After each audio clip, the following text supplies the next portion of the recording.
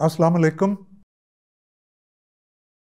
पिछले वीडियो में मैंने कोई चंद एक मिले जुले मुख्तलिफ जेलों के वाक़यात आपके सामने आपको सुनाए थे, पेश किए थे। आज मैं आपको मियाँ वाली जेल में एक बहुत बड़ा वाक़या, इंसिडेंट जो हुआ था, उसके बारे में मैं आपको बताना चाहता हूँ। मियाँ वाली जेल की मेहमानी जो है वो मुझे बार बार नसीब हुई। मुझे एक जेल से उठाते थे तो मियाँ वाली भेज दिया, मुल्तान में ले गए तो वापस मियाँ वाली में ले आए, साहिवाल ले के गए तो फिर मियाँ वाली में ले गए, कई दफ़ा मियाँ वाली जेल जो है वो पाकिस्तान की बदनाम तरीन जेलों में से एक है। और ये 1904 में ये जेल तामीर हुई थी, इसका इफ्तिताह हुआ था। और उस वक्त से लेके 1947 तक इस जेल में आज़ादी के बहुत सारे परवाने जो है ना वो कैद रहे। इसमें रोलेट एक्ट के ख़िलाफ़ जिन लोगों ने बगावत की, जिन्हें गोरों ने दहशतगर्द करार दिया, वो भी कैद रहे। इनमें तहरीक खिलाफत के मुजाहिदीन जो हैं वो भी कैद रहे। इनमें आज़ादी के दूसरे परवाने भी रहे। इसमें अहरार भी कैद रहे बहुत सारे, और इसमें खाकसार भी कैद रहे। और जो बड़े कैदी समझ लें कि जिनको अभी भी जेल की दीवारें याद करती हैं, उनमें महात्मा गांधी भी कुछ दिन के लिए यहाँ पे बंद हुए थे किसी सफ़र के दौरान। फिर सैयद अताउल्लाह शाह बुखारी, एक बहुत बड़ा नाम है हमारी तारीख़ के, शाहजी वहाँ रहे। और फिर गाजी इल्मदीन शहीद, उनको भी यहीं बंद किया गया और यहीं पे उनको शहादत नसीब हुई और उन्हें यहीं दफन भी कर दिया गया था। लेकिन फिर अल्लामा इकबाल और लाहौर के कहते हैं उसको, लाहौर के जियाले जो हैं वो सड़कों पे निकल आए लाखों की तादाद में, और ब्रिटिश गवर्नमेंट को मजबूर होके तो गाजी की लाश को निकालना पड़ा और फिर उन्हें मियानी साहब में दफन किया गया। इसके अलावा शोरश काश्मीरी भी यहाँ पे रहे, उन्होंने बड़ी तवील सज़ाएँ यहाँ काटी। फिर जुल्फ़कार अली भुट्टो भी हैं, वो भी इस जेल में कैद रहे। और सबसे बड़ा नाम जो उस दौर में था वो शेख मुजीबुर रहमान का भी था। शेख साहब को भी यहाँ पे कैद रखा गया। और मुझे इत्फाक हुआ है उसी कमरे में रहने का। एक जेल के अंदर एक महज कमरा, एक कहते हैं, बहुत एक समझ लें एक हाल है, और अंदर ही उसके टॉयलेट वगैरह है। बाहर छोटा सा, छोटा नहीं बल्कि खासा बड़ा, एक कम से कम 1 बिघा ज़मीन या उससे ज़्यादा होगी वहाँ पे। तो मैं भी उसमें कई बार कैद रहा, महज कमरे में। और उसके अलावा दूसरे सेल्स जो हैं उनमें भी मैं बंद रहा। जून 1929 में एक यहाँ पे एक बड़ा तारीख़ी वक़ूआ हुआ। वो भगत सिंह और उनके साथी जो हैं उनको यहाँ पे कैद किया गया था। और भगत सिंह ने, क्योंकि इनका ट्रायल तो लाहौर में हो रहा था, तो भगत सिंह ने एक लेटर लिखा था उस वक्त के पंजाब के गवर्नर को, होम सेक्रेटरी और गवर्नर को, कि चूँकि उनका ट्रायल वहाँ पे हो रहा है लाहौर में, तो उन्हें मियाँ वाली जेल में बंद किया गया है, तो लिहाजा उन्हें शिफ्ट किया जाए लाहौर में ताकि वो अदालत में आना जाना उनका मुमकिन हो सके। तो उनकी ये, भगत सिंह की, हमारे हीरो की ये रिक्वेस्ट जो है रिजेक्ट कर दी गई। और उसके नतीजे में भगत सिंह और उसके साथियों ने 120 दिन की हड़ताल की। 120 दिन की हड़ताल उस वक्त की तारीख के मुताबिक इंडिया की ये सबसे बड़ी हड़ताल थी। और जो वाक़या मैं आपको बताने लगा हूँ वो भी उसी महीने का है, 6 जून 1986 का। आज़ादी के परवाने तो यहाँ पे आते जाते रहे, कांग्रेस, ज़्यादा कांग्रेसी थे, फिर मजलिस अहरार के लोग थे, फिर खाकसारों के कुछ लोग भी आए गए, और ख़त्म नबूवत के परवाने जो थे वो भी यहाँ पे रहे। लेकिन मुस्लिम लीगी लीडरों में कोई ऐसा नहीं था जो अलम उठा के तो उस जेल में गाड़ता। शायद कोई हो, अगर कोई है और किसी के लवाकिन या अगली नस्लों में से किसी को मुझसे गिला हो रहा है तो मुझे अफसोस है इसका, लेकिन मेरे इल्म में नहीं है, क्योंकि जेल की हिस्ट्री भी मैंने पढ़ी वहीं पे, और ये भगत सिंह का लेटर जो था इसकी एक कॉपी भी मैंने वहाँ से हासिल की थी किसी डिप्टी सुप्रेंटेंडेंट से। तो लेकिन मुस्लिम लीगी मुझे कोई नज़र नहीं आता जो वहाँ पे रहा हो। तो लेकिन कमाल की बात है कि उस वक्त जो जेलर थे, जो सुप्रेंटेंडेंट थे वहाँ के मियाँ वाली जेल के, वो मुस्लिम लीगी थे। अब मुझे अफसोस है, शायद वो भी फौत हो चुके हैं, अल्लाह उनको बख्शे। आगा साहब थे, पूरा नाम तो मुझे उनका याद नहीं है। तो मैंने उनसे यही मुतालबा किया था कि एक तो मुझे जेल की लाइब्रेरी से कोई बुक्स वगैरह दिया करें, और दूसरे ये है कि मुझे इस महज कमरे से निकाल के तो सियासी कैदी जहाँ पे आपने बंद किए हों, मुझे वहाँ पे कोई सेल दे दें और मुझे इस कैद तन्हाई से आप निकालें। तो वो उन्होंने इनकार कर दिया हुआ था। तो मैंने ज़िंदगी की जो पहली भूख हड़ताल की वो वहीं पे मियाँ वाली जेल में महज कमरे में ही हुई। और वो जो मेरा उस वक्त मुशक्ति था वो आज भी यहीं पे लाहौर में ही है, और कभी कभार उससे मिलना गिलना भी होता है। तो 5वां 6ठा दिन था, तो ज़ाहिर मेरी हालत बड़ी ख़राब होगी। 3 दिन, 2-1 दिन तो आप गुजारा कर लेते हैं, और चोरी छुपे आप बचा कुचा कोई अंडा, कोई पानी, कोई ये चीज़ें भी खा लेते हैं, क्योंकि होता तो अक्सर यही है ना। लेकिन फिर 3रा 4था दिन जब आता है तो आपका मगज़ जो है वो एक लाटू की तरह बन जाता है, और आपकी नसें जवाब देना शुरू कर देती हैं, सर दर्द और अजीब अजीब कैफियत बन जाती है। तो मेरा 6ठा दिन था, 5वां 6ठा दिन, तो मेरी ये कैफियत हो गई थी। तो ज़ाहिर है वो मुसलसल निगाह रख रहे थे मुझ पे। तो फिर आगा साहब खुद आए और मुझे कहा कि आप क्यों अपनी जान को हलाकत में डालते हैं, तो आए आप मेरे दफ्तर में आए, मेरे साथ गपशप करें। तो मुझे अपने ऑफिस में ले गए। ऑफिस में ले गए तो मुझे उन्होंने वादा किया कि मैं किसी और को आपके साथ डाल दूंगा और फिर आपको बाहर जाने की इजाज़त भी होगी। बाहर से मुराद ये है कि दूसरे सेल्स में लोगों से मिलने की भी। तो ज़ाहिर है उस पर फिर मैंने अपनी भूख हड़ताल तोड़ दी। और आगा साहब ने फिर एक और कमाल की बात की, अल्लाह उनको इसकी जज़ा दे।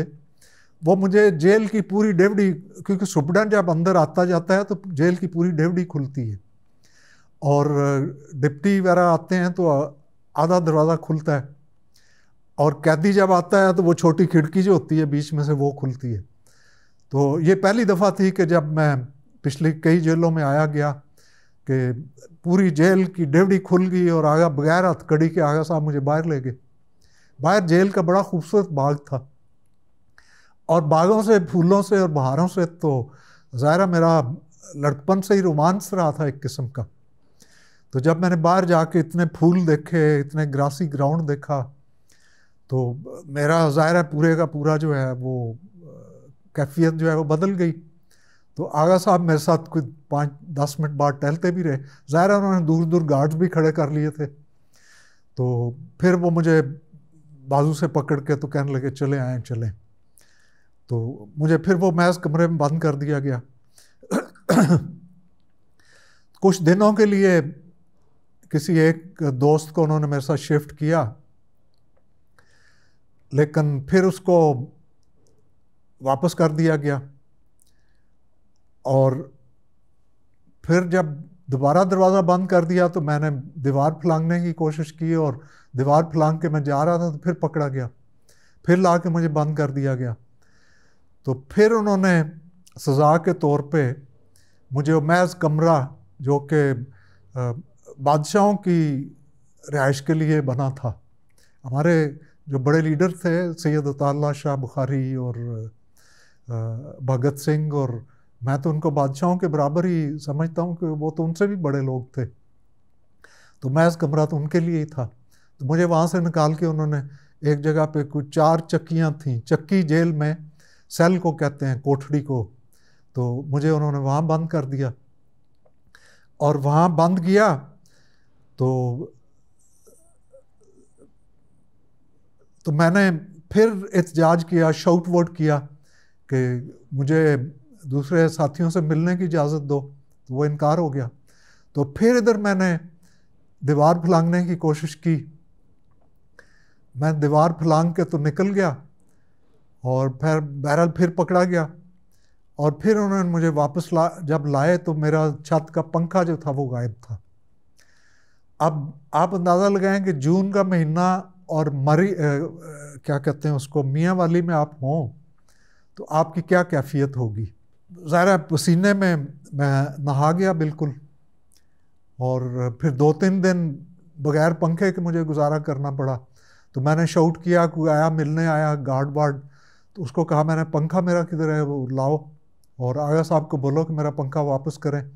तो मुझे जवाब मिला, जी पंखा ख़राब हो गया, जल गया, आपने ज़्यादा चलाया था इस वजह से जल गया है, तो हम उसको ठीक करवा के लगाएंगे।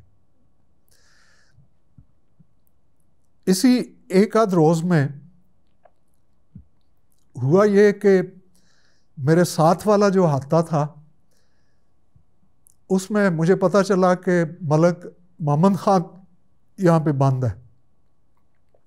मलक मोहम्मद खान आप जानते हैं कि पंजाब का एक बहुत बड़ा हीरो, एक लीजेंडरी अफसानवी एक किरदार है। मोहम्मद खान अटक के रहने वाले थे और फ़ौज में वो नायक थे, 2 फीते वाला जो आदमी होता है। और जब फ़ौज में ही थे तो उनकी मुखालफों से जंग वंग शुरू हो गई। उन्होंने इनके भाई को कत्ल कर दिया, इन्होंने उनके बंदे मार दिए। फिर वो फ़रार हो गए। फ़रार होके उन्होंने ये सोन्स केसर वैली और खुशाब और ये जेलम का पहाड़ी इलाका और ये था, इसमें पनाहगाहें अपनी रखी और अपना पूरा एक गैंग बना लिया। मोहम्मद खान एक इंतहाई, उन्हें आम लोग जो है ना डाकू कहते हैं, वो डाकू कतन नहीं था। उसने कभी किसी के घर नहीं डाका मारा, उसने कभी किसी की इज्जत नहीं लूटी। वो एक बड़ा गैरतमंद इंसान था और वो अपनी कबायली या बरादरी कह लें या गांव की दुश्मनियों का मारा हुआ था। उसके भी बहुत सारे कत्ल हुए थे और उसने भी कत्ल किए थे। और उन्हें मलिक मोहम्मद खान को 125 या 135 साल सज़ा हुई थी। तो मुझे पता चला कि मोहम्मद खान इधर हैं। तो मोहम्मद खान और मेरा तारफ़ हुआ था साहिवाल जेल में। मुझे साहिवाल जेल में ले गए तो मलिक मोहम्मद खान का साहिवाल वालों से, सुप्रीडेंट वगैरह से अच्छे तल्लुकात थे। तो जब इन्होंने सुना कि कोई मेजर आया है तो इन्होंने कहा कि उनको मेरे पास भेज दें।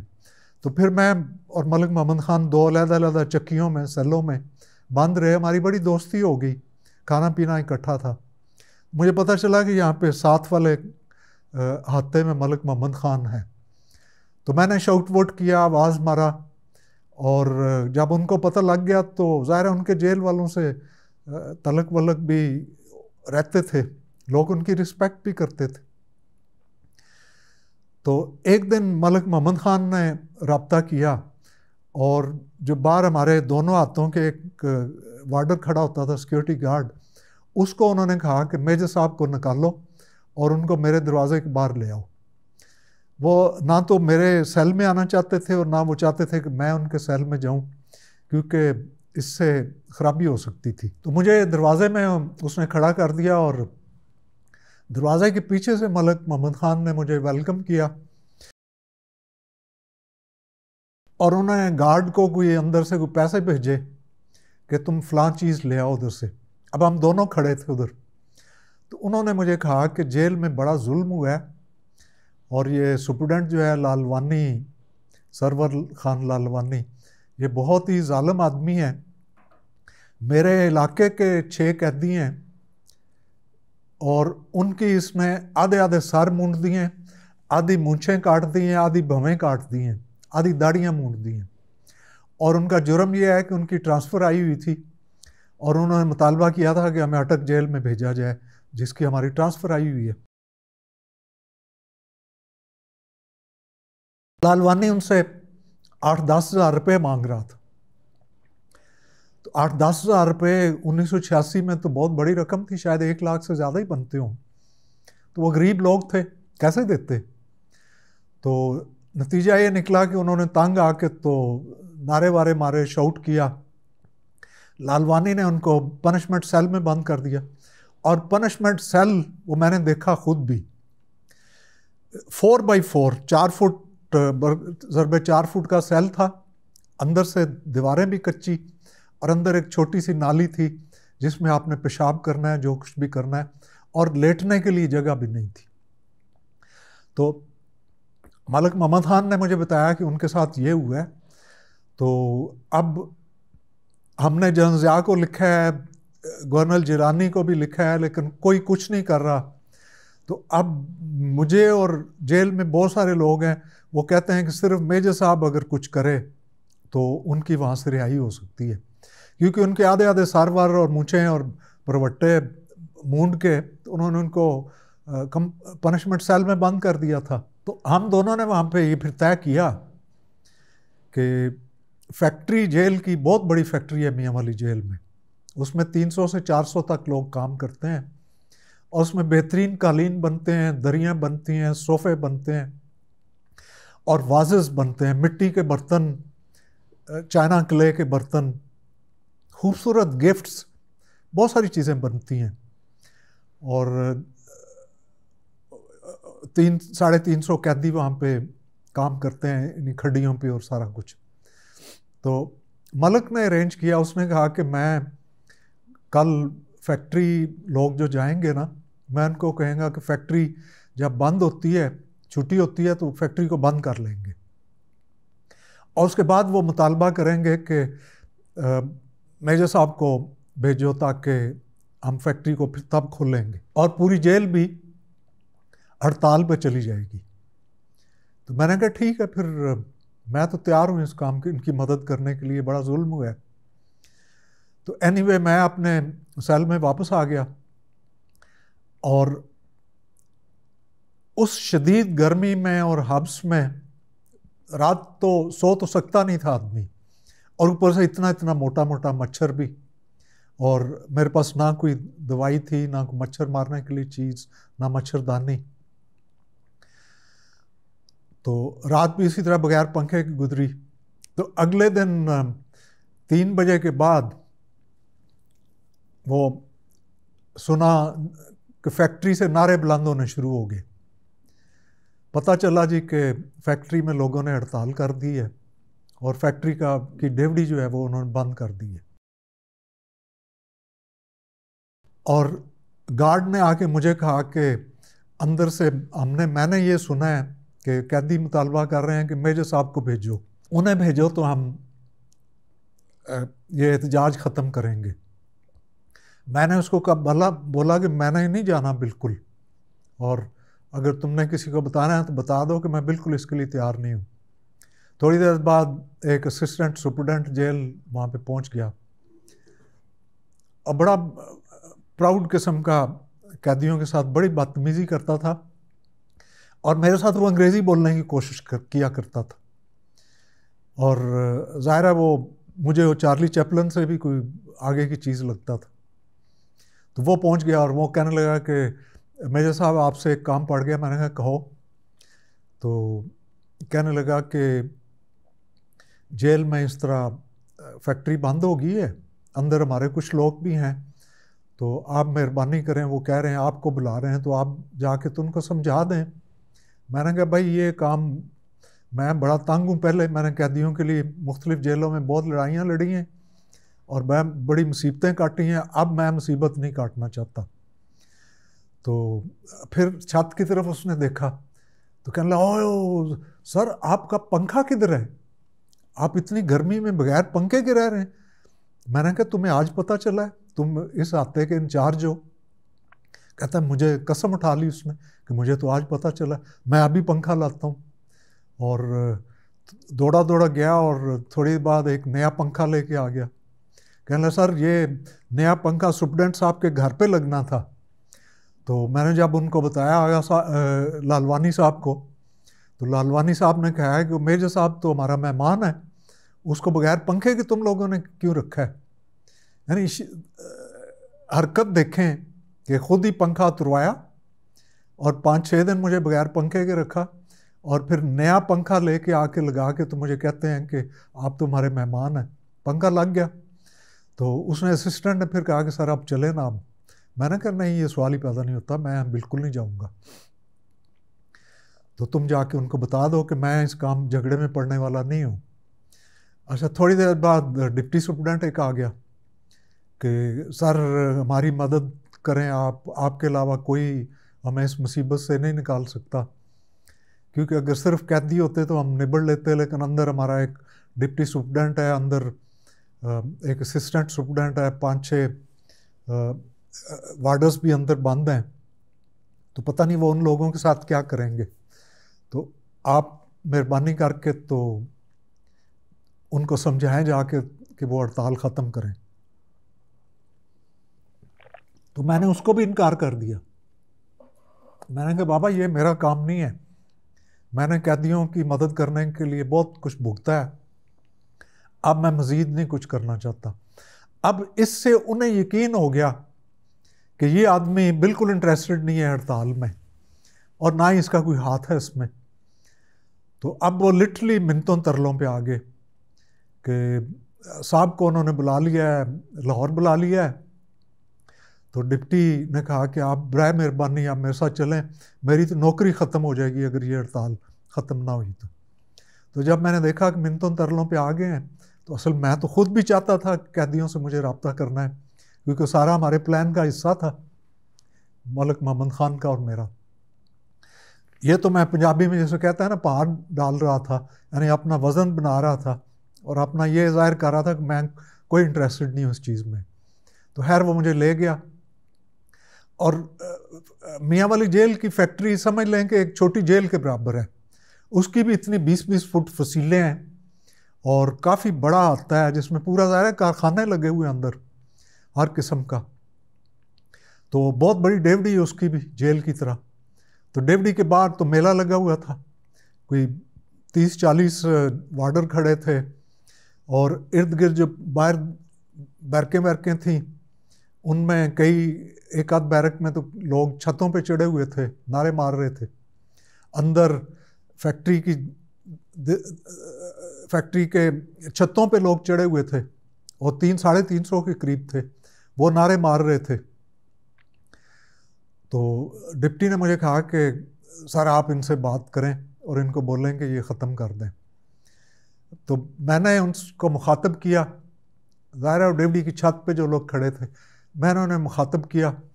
मैंने कहा कि भाई ये इस तरह अपना फसाद ना डालो, तुम्हें ख़ुद मुसीबत पड़ जाएगी, तो बेहतर ये है कि तुम में से कुछ लोग आ जाएं और मेरे साथ आके बातचीत करें, हम देखते हैं कि आपके मुतालबात क्या हैं, और मैं कोशिश करूँगा कि ये डिप्टी साहब भी खड़े हैं कि आपके मुतालबे मान लिए जाएँ, तो फिर ये झगड़ा ख़त्म हो जाए।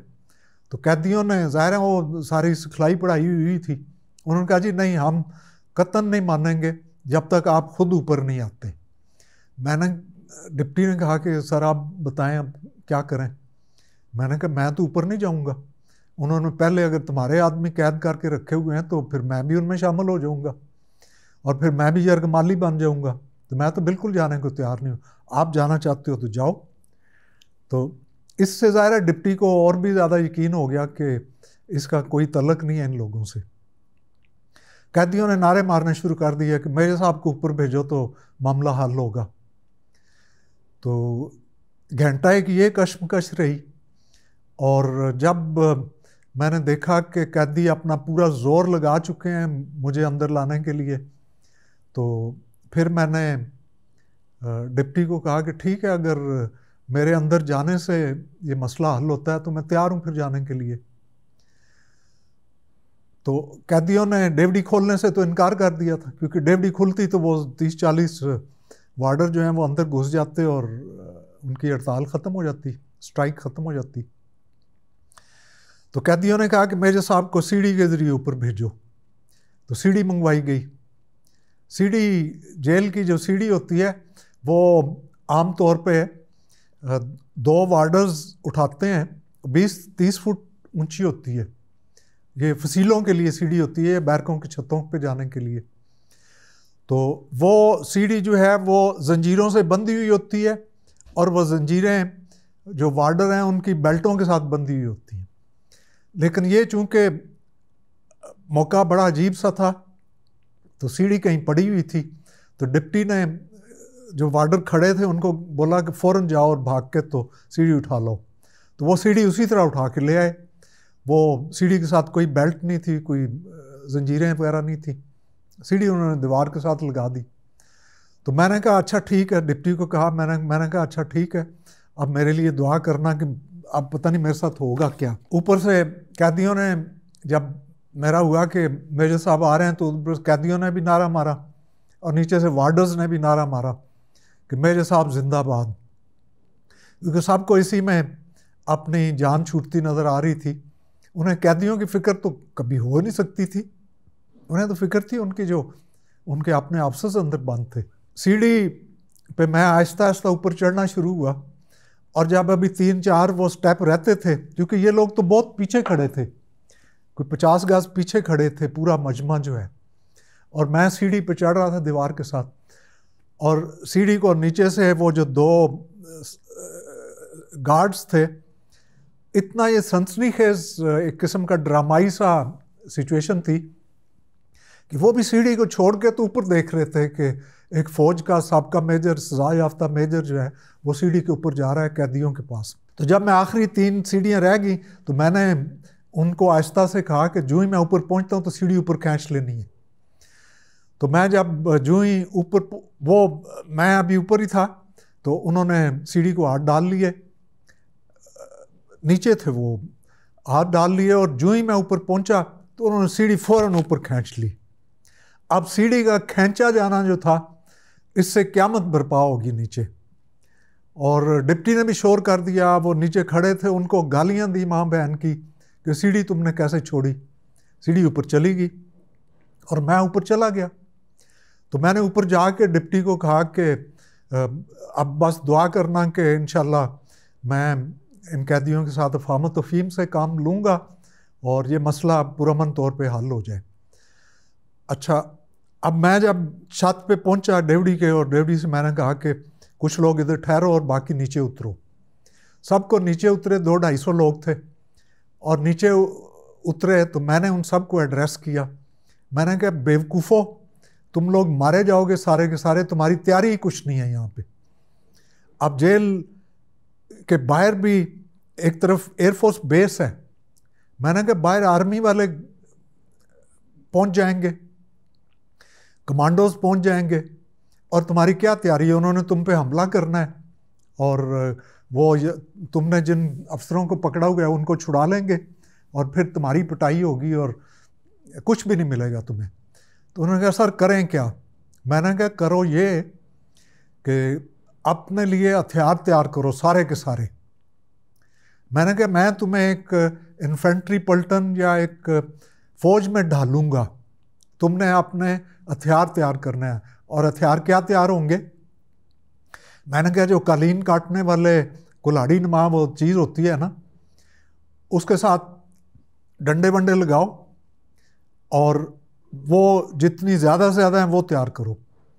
उसके बाद यहाँ पे ये टायर और रबर वबर पड़े हुए हैं जिनको तुम जलाते हो, ये ट्यूबें पड़ी हैं, ट्यूबों को काटो, इनसे गुलेलें बनाओ। अंदर तुम्हारे पास लकड़ियाँ पड़ी हुई हैं, लकड़ियाँ लो और उनकी सांगियाँ बनाओ जिनसे तुम गुलेलें बनाओ। और गोफने बनाओ। गोफन भी आप जानते हैं कि वो जो घुमा के तो पत्थर आप उससे दूर फेंकते हो। मैंने कहा वो बनाओ और ग्रुपों में हो जाओ और एक एक लीडर अपना चुन लो और उसके तहत काम करो। और फिर मैंने कहा यहाँ पे तुम्हारे पास काला तेल भी है और ड्रम भी पड़े हुए हैं तुम्हारे पास, तेल के भी ड्रम हैं और कढ़ाइयाँ पड़ी हुई हैं, क्योंकि ये सारी चीज़ें इस्तेमाल होती हैं। मैंने अंदर चक्कर लगा के देख भी लिया ये सारी चीज़ें। मैंने कहा छतों पे ये दीवार जो है, अंदर एक गुसलखाना, लैट्रीनें बनी हुई थी, दीवारें थी। मैंने कहा इनको तोड़ो और छतों पे चूल्हे बनाओ जाके, और ये कढ़ाइयाँ चढ़ाओ और उनमें तेल डालो, और तेल के नीचे ये सोफ़े, ये कुर्सियाँ जो तुमने बना के रखी हुई हैं, जो लकड़ी खुश्क पड़ी हुई है चीरने वाली, इस लकड़ी को भी चीरो और काटो और तेल गरम करो, और फैक्ट्री की जितनी बिल्डिंग है सारी बिल्डिंग पे 3 4 5 चूल्हे बनाओ और वो तेल गरम करो, ताकि ऊपर से कोई हमला करने की कोशिश करे तो हम तेल उस पर फेंकें। और ईंटें जितनी ऊपर ले जा सकते हो तुम, ये सारी लेटरीनें ख़त्म करो और सारी की सारी ईंटें ऊपर ले जाओ। ईंटों से हमने मोर्चे भी बनाने हैं ऊपर, और ईंटों को तोड़ो भी और पत्थर बनाओ इनके, क्योंकि अंदर थोड़े भी मौजूद हैं, सब कुछ मौजूद है। मैंने कहा अगले 2-2.5 घंटे में तुम्हें बिल्कुल मुसल्ला हो जाना चाहिए, उसके बाद हम इनसे मुतालबे करेंगे कि तुमने जो कैदियों के साथ जुल्म किया है, ये उसके नतीजे में हमने बगावत की है और अब तुम भुगतोगे। एक तो ये हो गया। अब शाम होगी और बाहर से आवाज़ें आ रही हैं कि साहब को, मेजर साहब को ऊपर भेजो। मैं ऊपर गया और मैंने डिप्टी को तसल्ली दी।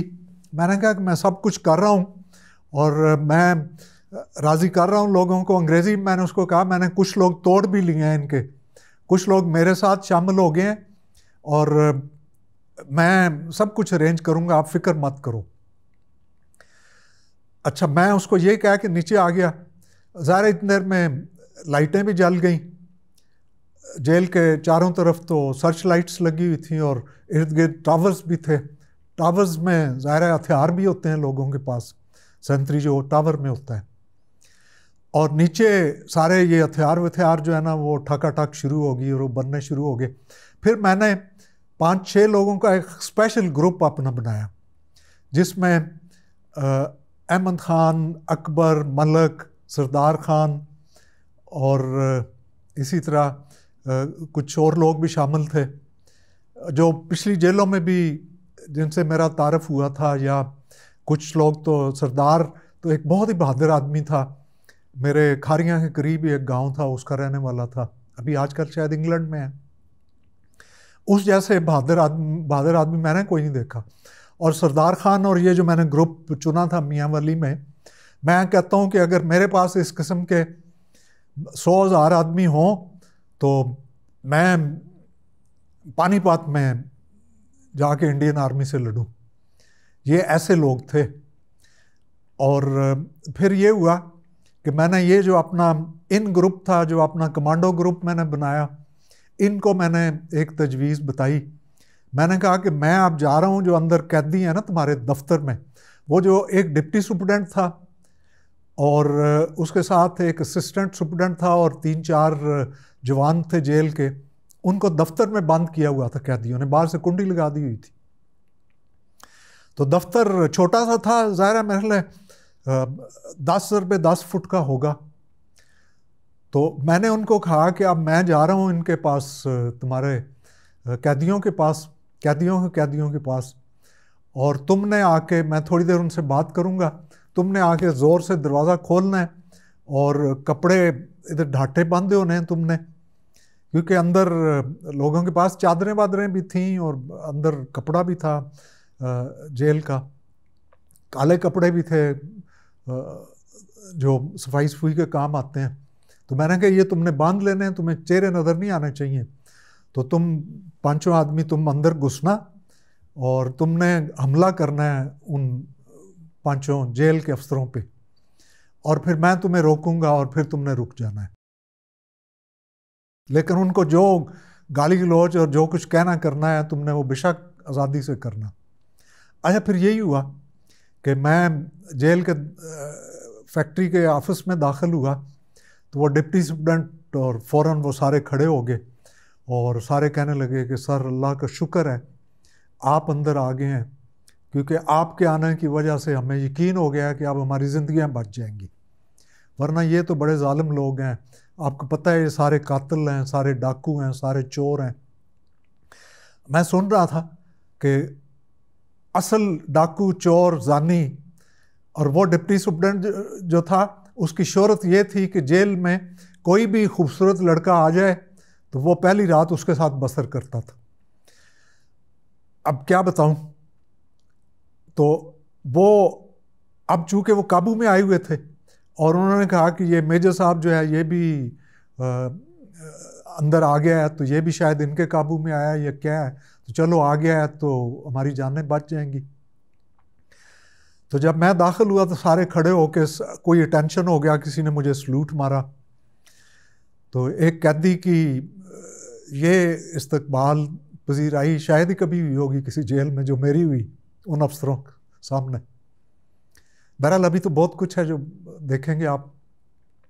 तो मैं अंदर गया, मैंने उनको कहा कि असल में तो मुझे डिप्टी ने ज़बरदस्ती अंदर भेजा है कि मैं सुलह सफाई कराऊँ और ख़त्म करूँ, लेकिन ये बड़े ज़ालिम लोग हैं और कुछ मेरे काबू में आ गए हैं, कुछ बात नहीं मान रहे। अब पता नहीं, जो तुम्हारा अशर होगा वही मेरा भी अशर होगा। अब मैं नहीं जानता कि जो मेरा कहना मान लेंगे वो ज़्यादा हैं या दूसरे ज़्यादा हैं, तो इसलिए हमें अपनी जान बचानी है, तुम्हें अपनी जान बचानी है और मेरी भी बचानी है। वो डिप्टी कहने लगा, वो सर कैसे? मैंने कहा वो ऐसे है कि तुम लेटर लिखो, आईजी को लिखो और उसको लिखो कि हम इस तरह अंदर कैद हो गए हैं और चूँकि सुपरडेंट लालवानी ने कैदियों के साथ ये जुल्म किया है कि उनके आधे सर मूंड दिए हैं, मूंछें मूंड दी, अबरू मूंड दिए, दाढ़ियाँ मूंड दी आदि, तो उसने ये जुल्म किया है और वो बहुत जालिम आदमी है। हम इसके गवाह हैं और हम इसकी गवाही देने को तैयार हैं, लेकिन आप खुदा के लिए इन कैदियों के मुतालबात मान लें ताकि हमारी ज़िंदगियाँ बच जाएं, वरना हमारी ज़िंदगी भी ख़तरे में है और मेजर साहब जो अभी अंदर आ गए हैं हमें बचाने के लिए, उनकी ज़िंदगी भी ख़तरे में। मैंने कहा ये लिखो सारा।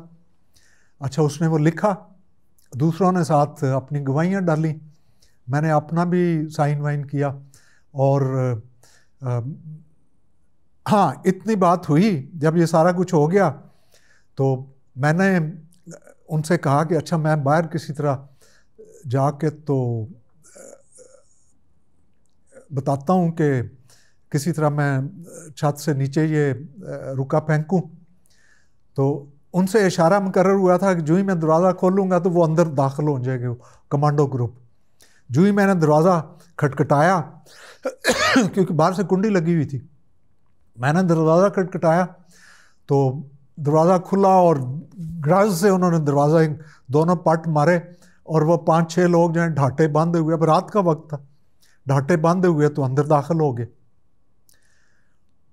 और अंदर दाखिल होके तो चूँकि मैं बीच में खड़ा था, उन्होंने कहा मेजर साहब आप हट जाओ साइड पे, हम आज इनका खून पिएंगे, हम भूखे हैं, हमने रात को रोटी खाई थी, सुबह नाश्ता भी नहीं मिला हमें, और आज हम इनको काट के तो हांडी में डालेंगे और पकाएंगे और हम इनका गोश्त खाएंगे आज। और जब ये सिचुएशन बनी तो वो डिप्टी साहब जो थे उनका पेशाब निकल गया पतलून में ही और सारों ने कांपना शुरू कर दिया। एक हेड वार्डर जो था, बूढ़ा आदमी था, वो माँ बहन की गालियाँ निकालते हुए सुपरडेंट को तो ज़मीन पे लेट गया। उसने दिल पकड़ लिया, उसने कहा मैं तो मरने लगा, ये लालवानी इसका फलान ढींग किया, इसका माँ, इसकी बहन, ये इसने जुल्म किया कैदियों से और भुगतना हमें पड़ रहा है। इसी तरह बाकियों का भी ये हाल हो गया। अब मैं दोबारा उनके सामने खड़ा हो गया। मैंने कहा कि नहीं, तुम इनको कत्ल नहीं कर सकते, पहले मुझे कत्ल करोगे, पहले मेरा गोश्त खाओ तुम, उसके बाद तुम इनका गोश्त खाना। तो अभी तुम जाओ, बाहर जाओ, और मैं इनसे बातचीत कर रहा हूँ, फिर मैं बाहर डिप्टी से बात करता हूँ, तो हम कोशिश करते हैं कि जो कैदियों से जुल्म हुआ है वो ख़त्म हो जाए, तो तुम जाओ, निकल जाओ इधर से। तो उन्होंने कहा अच्छा एक बार तो मेजर साहब हम आपकी बात मान लेते हैं, लेकिन अगर कोई जवाब मुस्बत ना मिला तो फिर हम ज़रूर इनको काटेंगे और खाएंगे इनको। अच्छा, वो रुका बुक्का मैंने बाहर फेंका जाके। अब जाहिर है वो एक ऐसी एमरजेंसी थी, जब वो डिप्टी ने पढ़ा तो उसके तो रोंगटे खड़े हो गए होंगे कि अब आपका अपना डिप्टी सुपरडेंट कह रहा है कि उन कैदियों के आधे सर, आधे ये वो मुंडे गए हैं, उनसे जुल्म हुआ है, लालवानी ने जुल्म किया है, और ये जुल्म ख़त्म किया जाए, कैदियों से लूट मार हो रही है, उनके तबादलों के पैसे लिए जा रहे हैं, सब कुछ बहुत कुछ लिखवाया था मैंने। तो ज़ाहिर है उस पर अभी ये सिलसिला जारी था। अब तैयारियां भी हो रही हैं साथ साथ ऊपर मोर्चे भी बन रहे हैं, नीचे मोर्चे भी बन रहे हैं, और गुलेलें तैयार हो रही हैं, गोफनें तैयार हो रही हैं। और साथ फिर ये हुआ कि रात को कोई मेरे लिए शाम पहले 8-9 बजे के करीब नीचे से आवाज़ आई कि मेजर साहब को ऊपर भेजो। तो जब मैं ऊपर गया हूँ तो एक साहब आए थे और उन्होंने कहा कि मैं डिप्टी कमिश्नर हूँ इस ज़िले का, और जो कुछ अंदर हो रहा है वो हमें सब कुछ पता चल गया है, तो आप सरेंडर कर दें और मेजर साहब आप नीचे आ जाएं, जो मुतालबात आप करेंगे वो हम मानने को तैयार हैं। कैदियों ने इनकार कर दिया, जितने ऊपर खड़े थे सब ने नारे वारे मारे कि मेजर साहब नहीं जाएंगे, आप अंदर आएँ। तो ज़ाहिर है डिप्टी कमिश्नर अंदर कैसे आता, वो चला गया। उसके बाद फिर ये हुआ कि रात को 11-12 बजे करीब, बल्कि 10 बज चुके होंगे, तो मैंने इनको कहा कि आप ऊपर जो कढ़ाइयाँ चढ़ाई हैं तेल वाली और ड्रम चढ़ाए हुए हैं, तो उनके नीचे आग भी जला दो। वो आग भी जलना शुरू हो गई। तो सिचुएशन ज़ाहिर है उनको भी पता लग गई कि अंदर तो कोई और ही सिलसिला बन गया है। अब मेरे बारे में अभी तक कोई शोर नहीं था कि आया ये यरगमाली बन गया है या सुलह सफाई कर रहा है या कैदियों के साथ मिल गया। तो रात को 10-11 बजे करीब कमिश्नर सरगोदा डिवीजन पहुंच गए और फिर मुझे ऊपर बुलाया गया। और ऊपर जब मैं गया तो उन्होंने कहा कि मैं I am commissioner from Sargodha division, मैं पूरे डिवीजन के कमांडोज लेके आ गया हूँ और आप फ़ौरन सरेंडर कर दो वरना मैं हमला करने का हुक्म देने लगा हूँ। तो मैंने कहा कमिश्नर साहब, चूँकि अब बात खुल गई थी तो लिहाजा मुझे भी खुल के बात करना थी।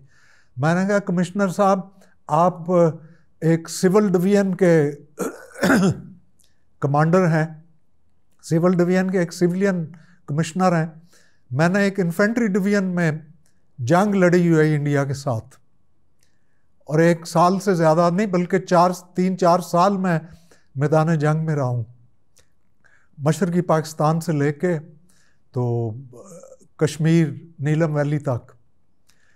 तो अगर आपने हमला करना है तो हमला करके देख लें और फिर बाद में आप लाशें गिन लेना कि लाशें बाहर ज़्यादा गिरती हैं या अंदर ज़्यादा गिरती हैं, कैदी ज़्यादा कत्ल होते हैं या आपके कमांडो ज़्यादा कत्ल होते हैं। ये आप हिसाब लगा लो तो उसके बाद देख लेंगे कि क्या होता है। तो खैर वो धमकी दुमकी दे के तो वापस चले गए। तो उसके बाद रात को जेल के इर्द गिर्द जो है ना, फैक्ट्री के इर्द गिर्द गश्त होना शुरू हो गया, क्योंकि अब जेल ब्रेक का ख़तरा हो गया। मलिक मोहम्मद ख़ान कमाल का आदमी था, अल्लाह उसको बख्शे, अल्लाह उसकी तकसीरें माफ़ करे और उसे जन्नतुल फिरदौस में जगह दे। एक बहादुर आदमी, और बहादुर आदमियों की मेरे दिल में कदर इज़्ज़त है। बाकी रिफ रैफ है जितना भी ऊपर बालाई सतह पे आपको इस मुल्क में नज़र आ रहा है। मियाँ वाली में जो अदीमुल मिसाल एक वाक़या हुआ उसके बारे में तफसील आपको दे रहा हूँ। तो बहरहाल वक्ती तौर पे इतनी ही सही, बाकी इसकी तफसील जो है ना वो मैं अगली वीडियो में आपको बताऊँगा। Thank you very much. अस्सलाम वालेकुम।